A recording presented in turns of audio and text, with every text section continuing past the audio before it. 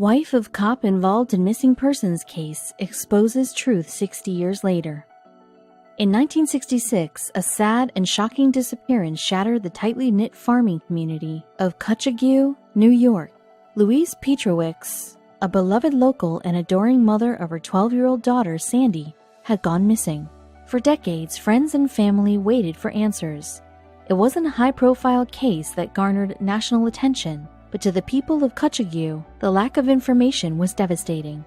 They waited and waited until 60 years later when the wife of a cop involved in the case came forward with one crucial detail. It was a chilly day in October when Louise went missing. At first, no one in Cutchogue knew anything was awry. However, after hours passed and she didn't return home, her daughter really started to worry. Something was very amiss, and the local cops immediately launched their investigation.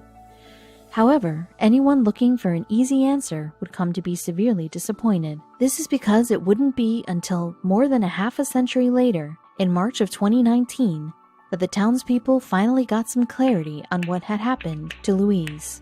It all started with an expose in the Suffolk Times that made some pretty damning allegations. The paper claimed that William Boken, a man who had been a local police officer in the area but had since died, was responsible for Louise's murder, so officials reopened the case.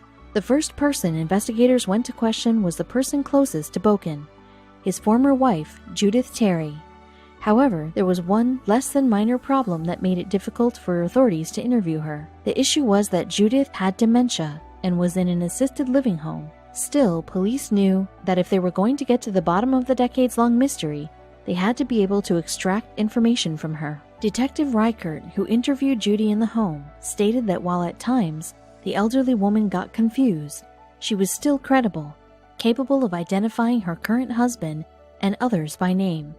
Reichert remembers asking her one crucial question. Did Judith remember telling anyone that she'd witnessed her husband, the late Officer Boken, burying a body in their basement? Her answer made his whole body go cold. Yes, she said, she did, but only one person.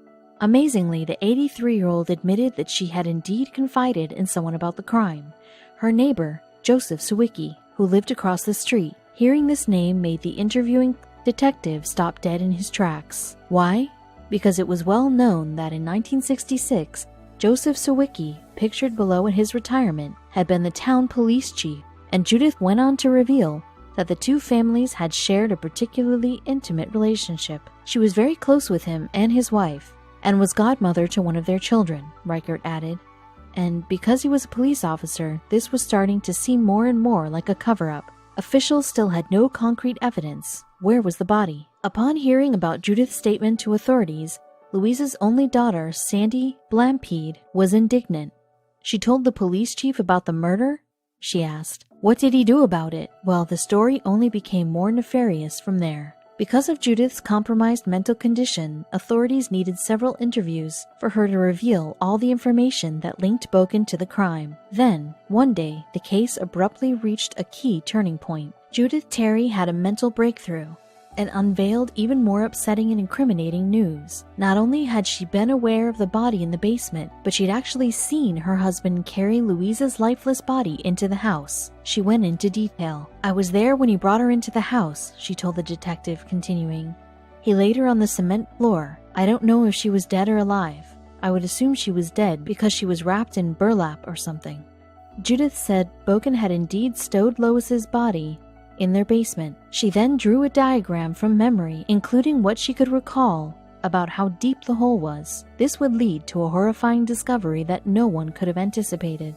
After following Judy's diagram, officials found Louise's remains buried 7 feet below the ground in the exact spot she pointed out. However, they also found something else, one crucial piece of evidence that fingered the real killer. Along with Louise's remains, 38 caliber bullets were found in the hole. Records stated officers at the time were mandated to carry 38 revolvers. Reports also indicated Boken had used 3 sick days immediately leading up to Louise's vanishing, and resigned the day after she went missing. The only thing left to do was try and give some semblance of closure to Louise's daughter Sandy. Officials sent her the shirt slip and garter found in the hole next to her mother's remains, as she'd asked for. Naturally, Sandy had a lot to say about the tragedy that shaped her life. "It's like she wasn't even a person. It was a cover-up. There's no doubt in my mind," she said.